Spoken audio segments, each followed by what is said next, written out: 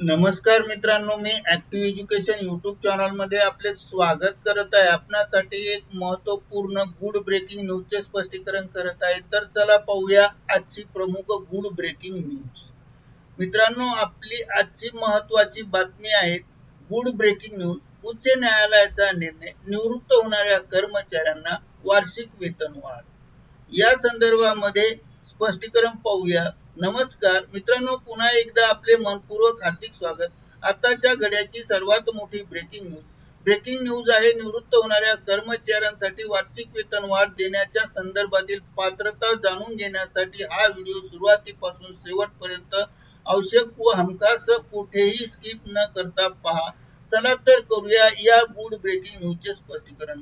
Good breaking न्यूजचे स्पष्टीकरण करण्यापूर्वी आपण जर ऍक्टिव्ह एज्युकेशन यूट्यूब चॅनलवर नवीन असाल तर चॅनलला लाईक, शेअर आणि सबस्क्राईब करायला विसरू नका। चला तर पाहूया गुड ब्रेकिंग न्यूजचे स्पष्टीकरण।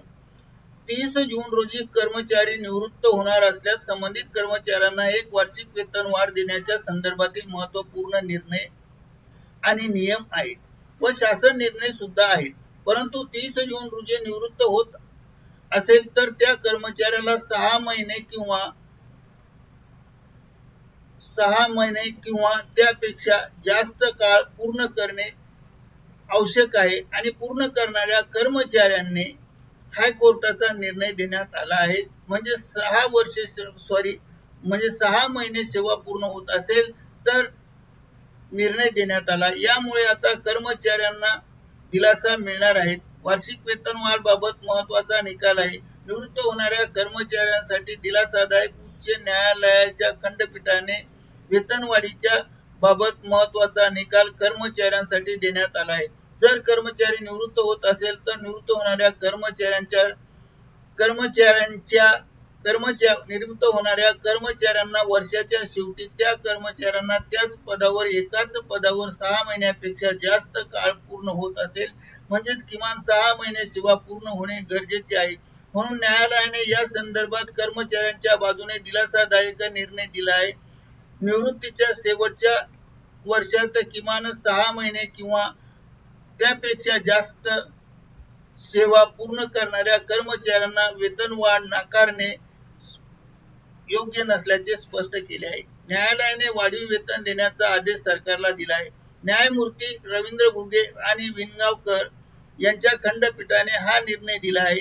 या निर्णयामुळे आता निवृत्त होणाऱ्या कर्मचाऱ्यांना थेट लाभ मिळणार आहे। याचिकाकर्त्याच्या वतीने मांडण्यात आले की संबंधित कर्मचाऱ्यांना वार्षिक वेतनवाढ 1 जुलै पासून लागू होणार होती, मात्र 30 जून आधी निवृत्त झाल्यामुळे वेतनवाढ नाकारली होती।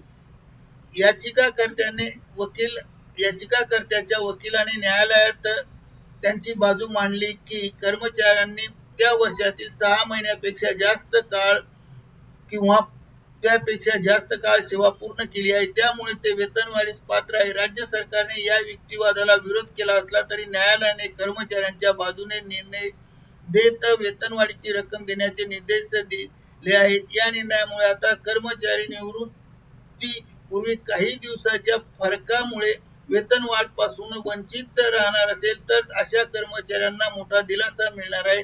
अशा कर्मचाऱ्यांच्या प्रकरणामध्ये न्यायालयाने दिलेला निर्णय मार्गदर्शक ठरण्याची शक्यता असून न्यायालयाच्या या निर्णयामुळे राज्यातील इतर निवृत्त होणाऱ्या कर्मचाऱ्यांसाठी मार्ग खुला झाला आहे। करिता ऍक्टिव्ह एज्युकेशन यूट्यूब चॅनलने हा व्हिडिओ व्हायरल केला आहे। धन्यवाद। Thank you very much.